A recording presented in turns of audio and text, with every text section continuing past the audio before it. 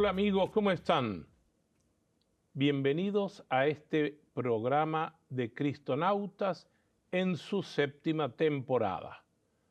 Estamos tratando el tema tan interesante de la vida de uno de los personajes fundadores de la Iglesia, que es San Pablo. Y en este programa también me está acompañando el padre Dempsey Rosales Acosta. Padre Dempsey, muchísimas gracias por acompañarnos, por su tiempo y por su sabiduría. No, un placer estar aquí, es una bendición, Ricardo, compartir contigo este tiempo. Estos para mí han sido unos coloquios muy importantes porque yo aprendo mucho dialogando con ustedes. Esto es un diálogo en el que también se suman muchos de nuestros televidentes que nos escriben y nos hacen preguntas, y gracias a ustedes es que nosotros vamos armando también estas respuestas a las cuestiones que tiene la gente. Estábamos hablando en el programa anterior del tema importantísimo en el capítulo 15 de los Hechos de los Apóstoles, del Concilio de Jerusalén. Si usted me dijera una síntesis rápida para que aquel que no vio el programa anterior pueda entender de qué seguimos. Sí, el capítulo 15 de los Hechos de los Apóstoles habla de este famoso concilio o encuentro en Jerusalén, en donde se tiene que debatir la identidad del cristiano, sobre todo de aquellos que vienen del mundo pagano o greco-romano. Si tienen que vivir el cristianismo siguiendo la Torá o la ley de Moisés, o pueden vivir el cristianismo sin necesidad de la Torá o la ley de Moisés, es decir, sin necesidad también de la circuncisión. Y el Concilio de Jerusalén decide que el Espíritu Santo actúa igual para todos, y todos son bienvenidos en esta nueva dimensión de la fe cristiana, y no es necesario seguir los mandamientos de Moisés. Se siguen los mandamientos que son universales y que vienen de la voluntad del Espíritu Santo y de la comunidad eclesial, pero no se tiene que seguir el yugo de la Torá rabínica en este sentido. O sea que la salvación es para toda la humanidad. Exacto, todos aquellos que acogen la fe en Jesús. Sí. ¿Nosotros como iglesia podríamos decir que somos el pueblo elegido? No, definitivamente, sí. Sí, somos el pueblo elegido en la medida en que profesamos nuestra fe en Jesús y en Él hemos sido elegidos para el servicio de Dios. Claro que sí. O sea, no es por nosotros, es porque Dios nos ha elegido. Exacto. En el programa anterior hablábamos de que Jesús es el nuevo Adán. Exacto. Me permite un simbolismo que a mí me gusta mucho de Jerusalén. Cuando Jesús es crucificado en el monte Gólgota, que significa la calavera, es porque ahí debajo estaba lo que los judíos veneraban como la tumba de Adán. No es que era una realidad, es que veneraban la tumba de la humanidad caída. Sí. Y cuando recitamos en el credo Jesús descendió a los infiernos, no se refiere al infierno donde habita el maligno, sino a las partes bajas. ¿Dónde era la parte baja? Donde estaba la tumba de Adán. Por eso yo lo relacionaba, porque estos días he estado en el Vaticano, en el aula Pablo VI, y está ese Cristo resucitado levantando a todos los que han muerto en la fe, a todos los justos, diría en algún momento San Pablo, todas las personas que vivieron justas han sido redimidas por Cristo, aún antes de que llegara Cristo. Sí. Esa es la redención que Él nos lleva. O sea, todos somos invitados a ser el nuevo pueblo de la nueva alianza. Exacto, es universal, y por eso esta dimensión de Jesús va más allá del tiempo y del espacio. Sí. Es muy importante descender a los infiernos. ¿Sí? Sí, sí. A mí me interesa mucho este tema del capítulo 15 de los Hechos de los Apóstoles, cuando hay un versículo donde dice: sería muy bueno que visitásemos aquellas comunidades para ver cómo están y animarlos en la fe. Exacto. ¿Qué tan importante, antes de empezar el tema de Pablo, qué tan importante es acompañar a los que uno les da el querigma o el anuncio de Jesús? Es crucial, es crucial. De hecho, es esencial, no solo en la iglesia antigua, como se demuestra allí. La gran preocupación de los apóstoles es animarlos, mandarles mensajes, serles cercanos. también en la vida de Pablo. De hecho, Pablo, en su primer viaje misionario, funda muchas comunidades cristianas. En el segundo viaje misionario, ¿qué cosa hace Pablo? Vuelve a visitar las colonias que ya él había fundado para hacerle seguimiento y luego de allí se expande, va más allá, va a otros territorios nuevos y sigue, pero nunca las deja abandonadas. Siempre hace seguimiento, siempre manda a ciertos colegas o discípulos de él como Timoteo o Tito o Epafras o los que vienen de ciertas comunidades y le dan mensajes, él les envía mensajes y cuando la situación está muy grave y él no tiene tiempo para ir en persona, escribe una carta porque les hace seguimiento. Pablo está muy unido a sus comunidades, pero esto es algo que es común en la sensibilidad de las primeras comunidades cristianas, es mantener el ánimo en las otras comunidades, darles motivación para mantenerse fuertes en la fe y seguir viviendo el cristianismo con alegría, con gozo. De hecho, esto que usted nos dice es muy importante porque muchas veces nosotros anunciamos la buena noticia, hablamos de Jesús y desaparecemos por arte de magia. Eso no se puede hacer, ¿verdad? No. No podemos, no, porque el hecho de proclamar el evangelio y crear una comunidad o asistir a una comunidad cristiana implica una responsabilidad constante. Por eso es bellísimo cuando Pablo le escribe a los colosenses o a los gálatas, he escuchado de ustedes y mi corazón se llena de tristeza, o no veo el momento en que pueda estar de nuevo con ustedes, pero mientras tanto quiero exhortarlos, o rezo continuamente al Señor por ustedes para que se mantengan firmes en la fe. Esas son las expresiones paulinas al comienzo de sus cartas, son sumamente cruciales. Ahora, en este viaje que va a hacer, dice que el Espíritu le impide a Pablo seguir anunciando en el Asia Menor y él en una visión ve un hombre vestido como macedonio. Debo aclarar que Macedonia es la tierra donde ha nacido Alejandro Magno y su padre Felipe o Filipo, que ha fundado esa ciudad que después Pablo visitará, y dice, ven a traernos la buena noticia. Sí. Y Pablo no quería ir, estaba reacio a ir. Sin embargo, vamos a decir, cruza de Asia a Europa. Sí. ¿Cuál es la importancia de esto? Es la primera vez que Pablo toca suelo europeo, es la primera vez que entonces ahora el cristianismo se comienza a proclamar en Europa. Es interesante, yo he hecho eso físicamente, estuve allí, hice el camino de Pablo en lo que es Turquía, Asia Menor, y estuve allí en Troas. Y de Troas, Pablo toma, Troas Samotracia, toma un bote y llega a Neápolis. Claro, yo no lo hice por barco, lo hice por tierra y fui a Neápolis. Neápolis está en Grecia, hoy en día en la Grecia moderna, y ahí está, se venera el lugar donde Pablo llegó y por primera vez estuvo allí en Neápolis. Neápolis es el primer lugar en la historia del cristianismo en Europa donde Pablo pone pie en suelo europeo. Y a partir de allí, la ciudad más cercana, importante a Neápolis es pequeñito, ahorita es una ciudad de puerto hoy en día, pero allí se venera el lugar donde Pablo llegó y se menciona, está allí un mosaico con el sueño de Pablo, que es el Espíritu Santo moviéndolo a ir para allí. Pero la ciudad más cercana es Filipos. Filipos, la ciudad de Alejandro Magno, Exacto. Donde nace Alejandro Magno y donde nace el mundo helenístico, porque esa era una ciudad donde enseñaba Aristóteles también. Sí, una ciudad muy importante. De hecho, en el medio de la ciudad pasa la vía Egnacia, que es una de las grandes vías romanas antiguas, que es la que utilizaba Pablo para ir de las ciudades importantes a ciudades importantes.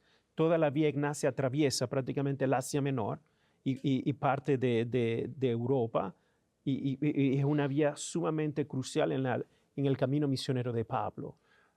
En este capítulo, en los Hechos de los Apóstoles, menciona que Pablo habla por primera vez allí en Filipos, Sí. y hay una mujer judía, no menciona más que a ella, no sé, supongo que su familia, que se llama Lidia, Sí. que ella era una comerciante de telas finas, que podía teñir de un color púrpura que era muy difícil de lograr, el teñido de ese color, y eso le daba ciertas ganancias, obviamente.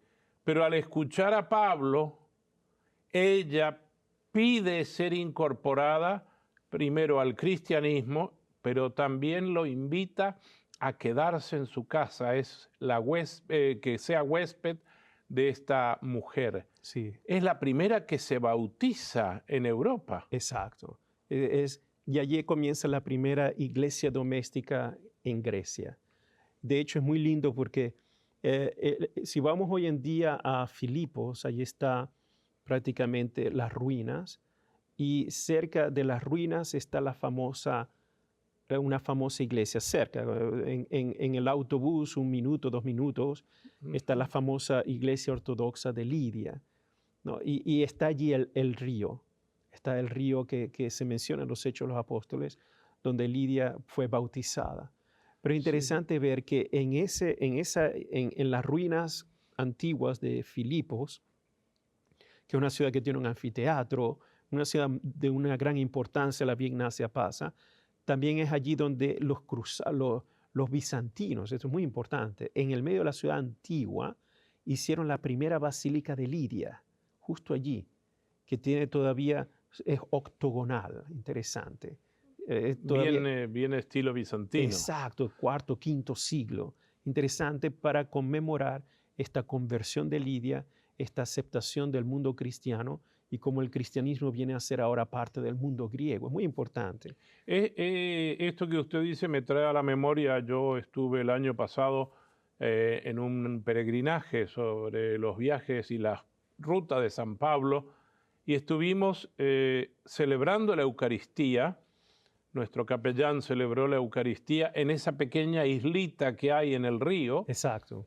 Y nosotros siempre, nuestra comunidad parroquial, que vamos de peregrinos, siempre cantamos, pero yo dije ese día, dejemos que el río nos cante a nosotros, que Dios nos cante a nosotros la alegría del bautismo, porque creo que este bautismo y bautizar a alguien ya en Europa para expandir así atómicamente, diría, el cristianismo, es muy importante. Yo creo que los invito a que si van a hacer ese peregrinaje lo hagan con mucho fervor para poder encontrarse también con nuestras propias raíces. Exacto, exacto.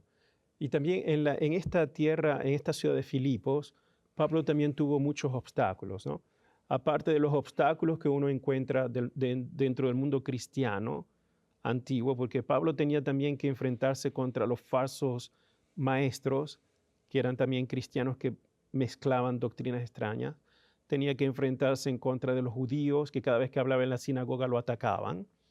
Pero también tenía que enfrentarse con ciertos paganos, que no aceptaban el misterio de Jesús. De hecho, en Filipos, Pablo tuvo, por el hecho de exorcizar a una mujer allí en Filipos, los dueños de esta esclava, pero le hicieron la vida imposible y lo acusaron. Y lo encarcelaron, está la cárcel ahí. Le pegaron, le dieron bastonatura, le pegaron, lo flagelaron y después lo metieron en la cárcel a él y a Silas. Interesante. Y Sí. precisamente, pero es interesante allí que en el medio de la noche ocurre este milagro del terremoto, se abren las puertas y el custodio, el soldado que está encargado, al ver que prácticamente todos habían huido, estaba para suicidarse y Pablo le gritó, no, no te quites la vida, ¿no? Aquí estamos todavía, y es justamente allí donde comienza este proceso de conversión también de este pagano. Interesante. Pero entonces es allí cuando comienza este proceso del día siguiente. Pablo, las autoridades del lugar lo querían dejar ir y Pablo dijo, no, tienen que venir para acá, aquí estamos, que no es posible que ahora me traten de esta manera cuando soy un ciudadano romano. Y ahí es cuando se asustaron las autoridades del lugar, porque por el hecho de ser ciudadano romano, en primer lugar... No lo podían dar azote ni para nada, era contra la ley romana. Y en segundo lugar, todo ciudadano romano en cualquier lugar del imperio donde se encuentre tiene derecho a un juicio. Tiene derecho a un juicio local o juicio a nivel imperial. Eso es parte de del la ley derecho, romana. exacto, del derecho de tener la ciudadanía romana en aquel entonces. Y nada de eso se siguió. Entonces, claro, ahí es cuando se pusieron nerviosos y lo invitaron a irse de la ciudad. Y Claro. prácticamente Lidia era la única que lo había aceptado.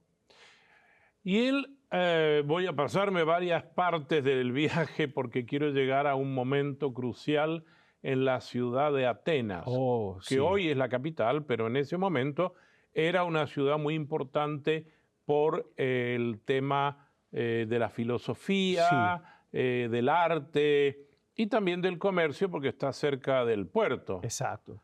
Pero en Atenas había un gran mercado al pie del Partenón, donde había una piedra, está todavía la piedra, que le llaman el Areópago, Sí, exacto. que es el mercado, ¿no es cierto? Sí. Donde la gente iba y comerciaba, compraba, vendía, intercambiaba monedas, etcétera. Y es allí donde Pablo da un gran discurso. Sí. De hecho, Pablo cuando llega a Atenas, Atenas es la gran ciudad tradicionalmente intelectual del mundo greco-romano, la ciudad de los filósofos, la ciudad de los grandes pensadores, de las grandes figuras, de las grandes obras arquitectónicas. Y Pablo, cuando llega a Atenas, la primera cosa que hace es ir a la sinagoga, Sí. evidentemente, esa es siempre su estrategia, pero luego él se abruma al ver tanto politeísmo, ¿no? Tantas cosas extravagantes, y trata de conversar y asume la técnica antigua, se va al Areópago, se va a los lugares donde puede él comenzar a hablar del cristianismo, como lo hacen los filósofos antiguos, y varios de las filosofías que estaban muy de moda en ese entonces, el primer siglo en Atenas, era el epicureísmo y el estoicismo. Interesante, de hecho, ellos se veían atraídos cuando Pablo comenzaba a hablar de esta nueva forma de vida cristiana. Sí. O sea, ok, muy bien, ¿no? La vida feliz, la vida armónica con Dios. Pero cuando comenzó a hablar de la resurrección de los muertos, dicen, esto es basura, ¿no? Porque claro, para ellos el cuerpo no tiene sentido. En el estoicismo es siempre la virtud, el intelecto, la vida intelectual, siempre esta dicotomía entre espíritu, psicología, mente y el cuerpo, que es siempre la parte corruptible. Estos son los paganos. Los estoicos paganos. Exacto. La división de cuerpo y alma, digamos, esa, no de unidad del ser. Exacto. Siempre, y esto está siempre a la raíz de muchas filosofías griegas que luego se van a desarrollar con gnosticismo, ¿no? Pero interesante que Pablo no tuvo gran éxito y él está abajo, ¿no? El Areópago. Luego se fue a visitar la ciudad y arriba en la punta de Atenas está el famoso Partenón. Y allí Pablo, viendo el Partenón, está por supuesto la diosa Atena en el centro, pero están siempre altares dedicados a todos los dioses del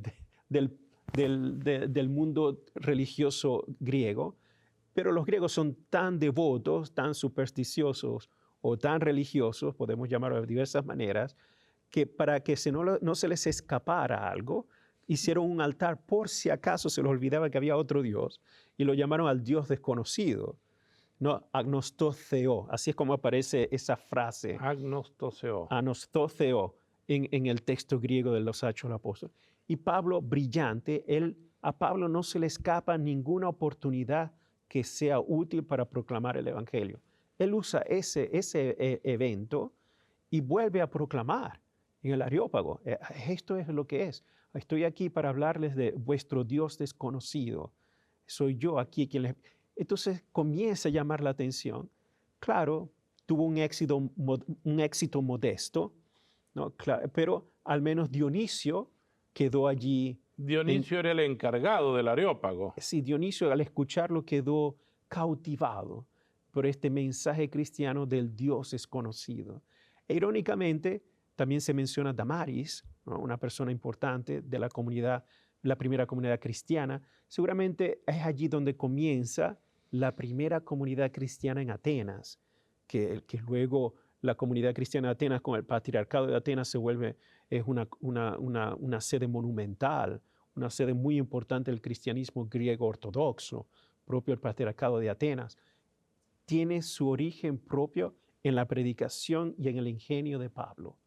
Gracias a decir que él ha observado, y esto me llama la atención porque en el alrededor, yo he estado varias veces allí en el Partenón y he visto algunas cosas, pero nunca supe identificar ese altar al Dios desconocido. Claro. Debe ser algo que llamó la atención de Pablo para después de ahí, vamos a decir, empezar a tirar las redes y Exacto. poder llamar la atención sobre ese Dios que no conocían. Pero esa es la belleza de Pablo. Pablo no es este hombre que es estricto e inmutable.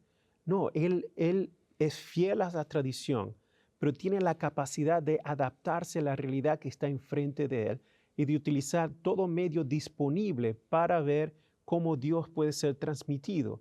Es decir, Pablo es tan genial que no desecha, aunque sí él siente desdeño por el politeísmo, aún así dentro de ese politeísmo encuentra un elemento que puede servir de instrumento para proclamar a Dios. Y eso es fantástico, porque ya allí hay una lección de vida. Nosotros como catequistas o como evangelizadores no podemos vivir encerrados en una zona de confort que es inmutable. El mundo enfrente de nosotros está cambiando, se está readaptando, reinventando, y nosotros igualmente tenemos que descubrir en ese mundo que puede ser caótico, que puede ser despreciable o que puede ser hostil al cristianismo, debe haber algún elemento que podamos usar para entonces, como Pablo, seguir catequizando y motivando, porque también pueden haber en este mundo de locuras que encontramos en los medios sociales, en el caos de cada día, podemos también encontrar un Dionisio Areopagita, Claro. que en lugares en los que menos pensamos, el mensaje del Evangelio puede ser aceptado. Y luego Dios se encarga, a través de esa acción, de dar los frutos que Él quiere. Pensemos en este canal. Exacto. Imagínense una religiosa de clausura fundando un canal de televisión cuando la televisión tampoco era una cosa bien vista, porque Sí. pasaban muchos programas de habladurías que no eran buenas. Exacto. Y ella decide usar ese medio, así como el Papa Pío XI, amigo de Marconi, usa la radio, y como ahora nosotros podemos usar el Internet para transmitir el Evangelio. Yo me atrevería a preguntarle a nuestros televidentes si ven sus redes sociales qué es lo que suben, porque también ahí está nuestra formación de lo que nosotros transmitimos. Si yo transmito solamente que estoy en fiestas y estoy de vacaciones y nunca transmito que trabajo, vaya, creo que es interesante pensar en eso. Claro que sí. Padre, usted nombró en 2 ocasiones, tanto en Filipos como en Atenas, una frase que me llamó la atención: iglesia doméstica. Sí. ¿Qué es iglesia doméstica? La iglesia de la domus. Domus en latín es lo que llamamos la casa. Claro, recuérdense que Pablo llegaba en estas obras misioneras y la única, sobre todo en los Hechos de los Apóstoles, siempre llegaba a la sinagoga. Y de la sinagoga tenía cierto éxito, y dependiendo de aquellos que se convertían o estaban interesados en el mensaje cristiano, él continuaba este proceso formativo, catequético, educativo, pero lo hacía en la casa de una persona que aceptaba. En el caso de Filipo sería Lidia. En la casa de Lidia se vuelve la domus de Lidia, se vuelve en el punto esencial del encuentro de la iglesia, donde se celebra la Eucaristía, donde se comienza a educar. Y es precisamente estas casas donde se comienza a formar la familia cristiana naciente. Y de allí se desarrolla. Así fue como nació la iglesia. No habían catedrales, no habían iglesias ya construidas. No había parroquias ni centros parroquiales. Exacto, salones parroquiales. No, era la iglesia, era literalmente la casa doméstica. Padre, yo quisiera que ahora tenemos un poquito más de tiempo para hacer una oración extensa sobre la casa doméstica, que es también iglesia, que es eclesia, que es centro de reunión, no solo de la familia, sino que también puede ser centro de unidad cristiana. Yo quisiera pedirle que para terminar nos dirija una oración pensando en estas iglesias domésticas que nos están escuchando y viendo a través de la televisión y del internet. Si nos puede guiar una oración y darnos su bendición. ¿Cómo no? Claro que sí. En nombre del Padre, y del Hijo, y del Espíritu Santo. Amén. Amén. Te damos gracias, Señor Dios del universo, por este momento de conversación, de meditación de tu palabra en los Hechos de los Apóstoles de la vida de Pablo. Ayúdanos a ser una iglesia doméstica, en donde tu Santo Espíritu es quien gobierna nuestra casa. Ayúdanos a ser instrumentos de tu amor, cada uno en nuestras vocaciones de vida, como papá, como mamá, como hijos, esposos, abuelos, como todos los miembros de una familia. Aunque si tengamos dificultades, tú, Señor, estás siempre presente como un miembro permanente de nuestras iglesias locales, de nuestras familias. Bendícenos y danos las gracias que necesitamos para ser instrumentos de tu amor en cualquier lugar en el que estemos. Te lo pedimos, oh Padre, por Jesucristo nuestro Señor. Amén. Y la bendición de Dios omnipotente, Padre, Hijo y Espíritu Santo, descienda sobre ustedes y con ustedes permanezca siempre. Padre Dempsey, muchísimas gracias por todo este diálogo enriquecedor que estoy seguro que ustedes en casa lo han disfrutado tanto como nosotros. Y los esperamos en el próximo programa.